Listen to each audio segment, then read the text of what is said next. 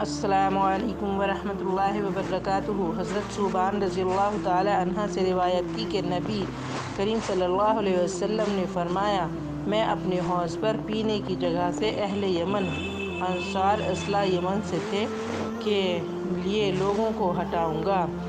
میں اپنی حوض کے پانی پر اپنی لاٹھی ماروں گا تو وہ ان پر بہنے لگے گا۔ آپ سے اس حوض کی چوڑائی کے بارے میں پوچھا گیا تو آپ صلی اللہ علیہ وسلم نے فرمایا، میرے کھڑے ہونے کی اس جگہ سے امان تک۔ اور آپ صلی اللہ علیہ وسلم سے اس حوض کے مشروب کے بارے میں پوچھا گیا تو فرمایا، وہ دودھ سے زیادہ سفید اور شہد سے زیادہ میٹھا ہے۔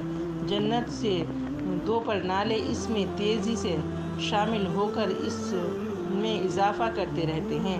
ان میں سے ایک پرنالہ سونے کا ہے اور ایک چاندی کا۔ یہی اللہ کے رسول صلی اللہ علیہ وسلم نے فرمایا۔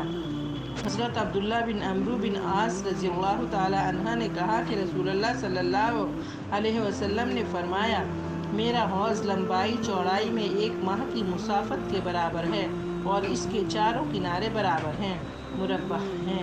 اس کا پانی چاندی سے زیادہ چمکدار اور اس کی خوشبو کستوری سے زیادہ معطر ہے۔ اس کے کوزے آسمان کے ستاروں جتنے ہیں۔ جو شخص اس میں سے پی لے گا اسے اس کے بعد کبھی پیاس نہیں لگے گی۔